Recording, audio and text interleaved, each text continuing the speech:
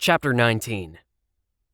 I only have vague memories from the abortion, and a few hours later, I woke up when somebody threw me in the back of a garbage truck, but for the reader's sake, I'll explain what happened. After they put me on the stretcher, they began to argue whether it would be abortion or murder if they killed me, now that I was outside of the stomach, and eventually they started to accuse each other for being the one who had suggested they first should take me out before they killed me. Everybody accused each other because they really had no idea what to do. So in the end, they decided to anesthetize me, put me in a black garbage bag, write in the journal that the abortion was carried out, and then pretend like none of this had ever happened. "Deal?" Doctor said, looking at the others. "Deal." "Deal." And then Doctor told a joke, while they packed me into the big black trash bag, with the sign for biological waste. So a fly on the wall was sitting in a bar when a Spanish guy, an Irish, and a naive Swede came in.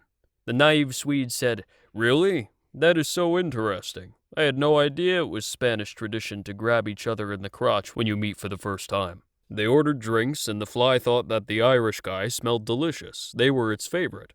They were always sweaty, even in the winter, and smelled like they hadn't showered for weeks, so it flew in a little closer while the Swede got hit in the face by a girl.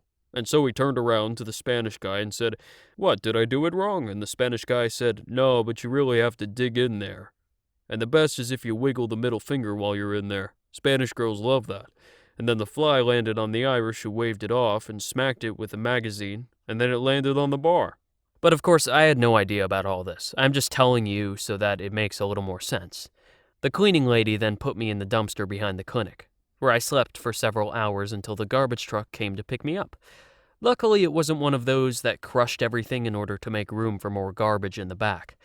It was still considered controversial to crush dead babies into black pudding, but it was perfectly fine to throw them away in landfills. They loaded me into the back of the truck. I did not know what was going on. I thought it was the doctors talking, so I was too scared to say anything.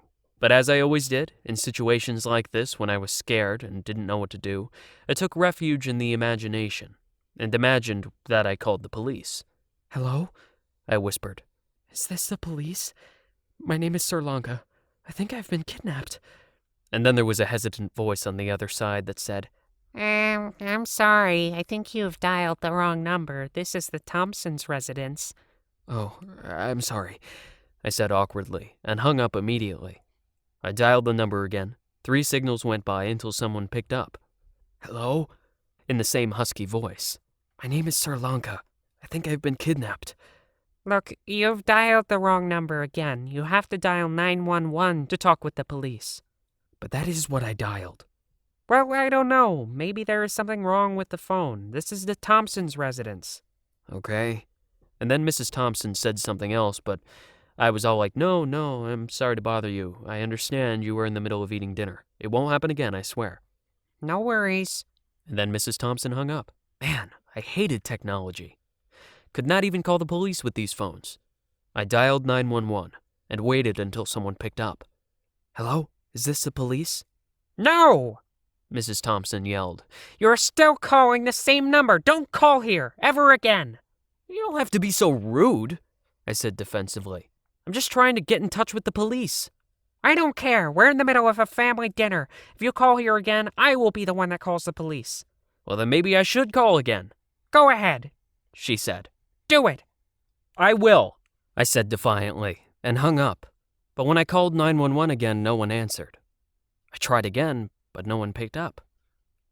So now I couldn't call the police, because every time I tried, I ended up at some strange woman's house. But it didn't matter. I was somewhat of an escape expert. I had once escaped from the notorious state prison in Mexico City with nothing but a taco. And I later ate the taco for lunch. And no, that's not racism, because it is a true story. While I fantasized about how I broke out from the bag, forced the doctors to let me go, and ran into freedom butt naked, the garbage truck arrived at the dump. They tipped out everything onto another truck that would drive up with the garbage to the actual dump. And since I was thrown in last, I ended up at the bottom. And then when the truck drove up on the dump and tipped out everything again, I landed, well, close to the top. Then the truck drove off.